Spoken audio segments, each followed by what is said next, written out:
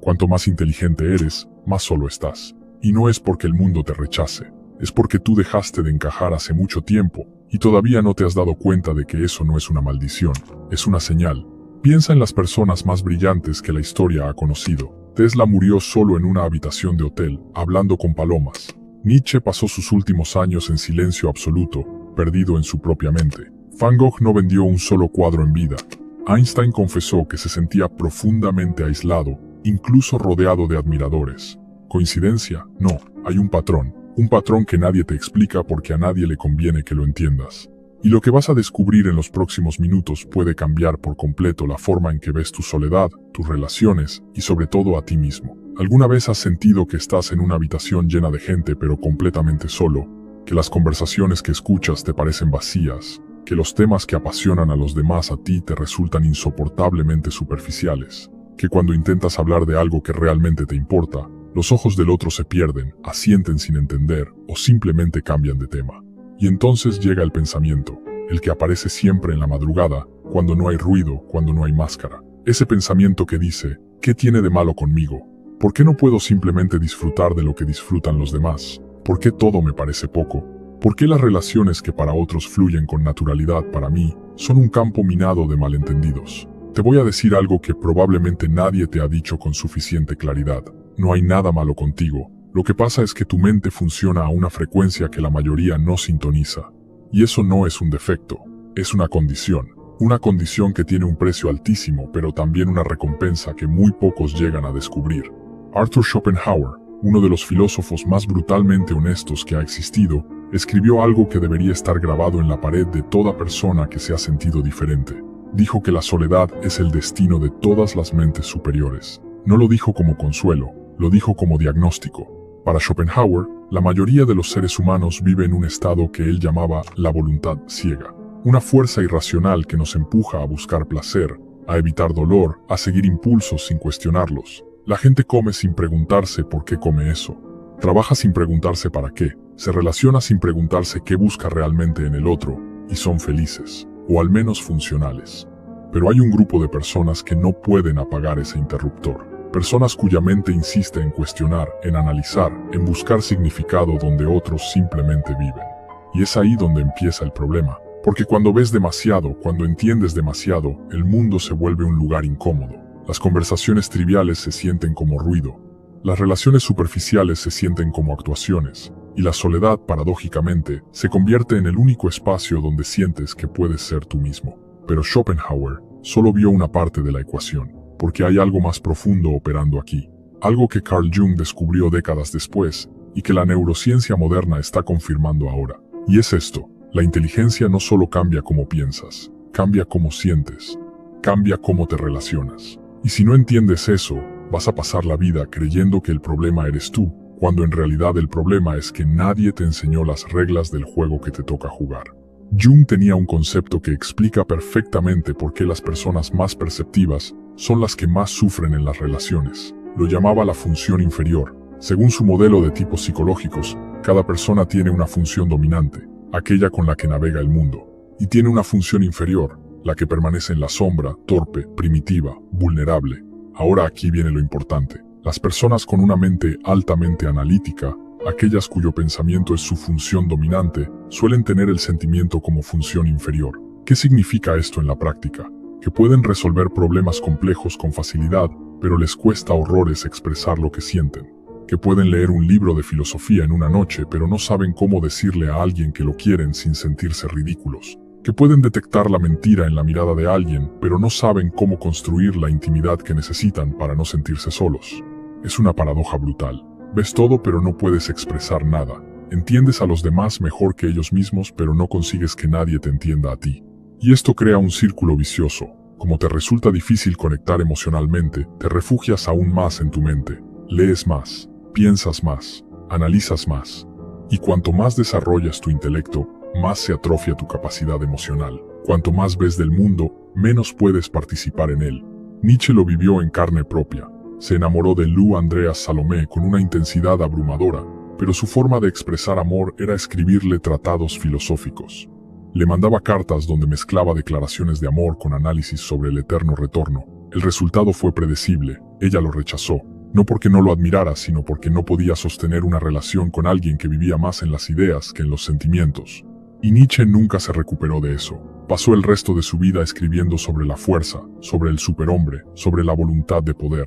Pero debajo de toda esa armadura filosófica, había un hombre profundamente solo que nunca aprendió a cerrar la distancia entre su mente y su corazón.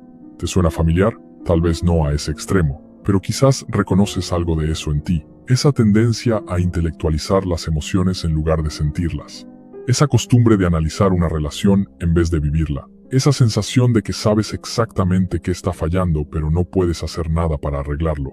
Si es así, no estás roto, estás desequilibrado, y eso tiene solución. Pero antes necesitas entender el segundo mecanismo que está operando en la sombra, porque la función inferior es solo la mitad del problema. Existe un fenómeno que la psicología moderna ha empezado a estudiar con mucho interés. Se llama sobrecarga empática o hiperconsciencia social, y afecta desproporcionadamente a las personas con alta capacidad intelectual. Funciona así. Tu cerebro no solo procesa información más rápido que el promedio, también capta más señales sociales, detectas microexpresiones que otros ignoran, percibes cambios de tono que para los demás pasan inadvertidos, sientes la energía de una sala antes de que nadie diga una palabra. Suena a un superpoder, pero en la práctica es agotador, porque cada conversación se convierte en un ejercicio de decodificación múltiple. Mientras la otra persona habla, tú estás procesando simultáneamente lo que dice, lo que quiere decir, lo que no se atreve a decir, lo que dice su cuerpo, lo que dice su silencio. Y todo eso consume una cantidad brutal de energía mental. El resultado es que después de una reunión social, mientras todos se sienten recargados, tú te sientes vaciado, no porque seas antisocial, sino porque tu cerebro trabajó 10 veces más que el de cualquiera en esa sala. Estudios recientes en neurociencia han demostrado que las personas con alto cociente intelectual presentan una mayor activación de la corteza prefrontal durante las interacciones sociales. Es decir, su cerebro literalmente trabaja más cuando están con gente. Y eso explicaría por qué los introvertidos altamente inteligentes necesitan periodos de soledad para recuperarse. No es preferencia, es necesidad biológica. Pero aquí viene la parte que nadie te dice. Esa hiperconsciencia no solo te agota, también te aísla de una forma más sutil y más peligrosa. Porque cuando ves las motivaciones ocultas de las personas, cuando detectas las contradicciones entre lo que dicen y lo que hacen, cuando percibes la manipulación antes de que ocurra, pierdes algo fundamental para las relaciones humanas. Pierdes la capacidad de confiar con inocencia. Y sin esa confianza las relaciones se vuelven transacciones, cálculos, estrategias de protección. Puedes tener cientos de contactos y seguidores, pero ni una sola persona con la que te sientas completamente seguro de bajar la guardia. Schopenhauer tenía razón. La soledad es el destino de las mentes superiores, pero no porque sea inevitable, sino porque nadie les enseñó a usar su inteligencia a favor de la conexión en lugar de usarla como escudo. Y aquí es donde la historia da un giro, porque todo lo que te he contado hasta ahora es el diagnóstico. Lo que viene ahora es el mapa de salida, y no lo encontré en un libro de autoayuda. Lo encontré en las vidas de quienes lograron resolver esta paradoja sin dejar de ser quienes eran. Viktor Frankl sobrevivió a 3 campos de concentración nazis. Perdió a su esposa, a sus padres, a su hermano. Fue despojado de absolutamente todo lo que un ser humano puede perder. Y sin embargo, en medio de ese infierno descubrió algo que cambió la psicología para siempre. Descubrió que el sufrimiento sin sentido destruye, pero el sufrimiento con propósito transforma, y aplicó esa misma lógica a la soledad. Para Frankl, la soledad no era un castigo ni un defecto, era un espacio donde podías encontrar algo que la compañía nunca te daría, tu razón de existir. Pero cuidado, esto no es una invitación a romantizar la soledad. No estoy diciendo que debas abrazar el aislamiento y convencerte de que estás mejor solo.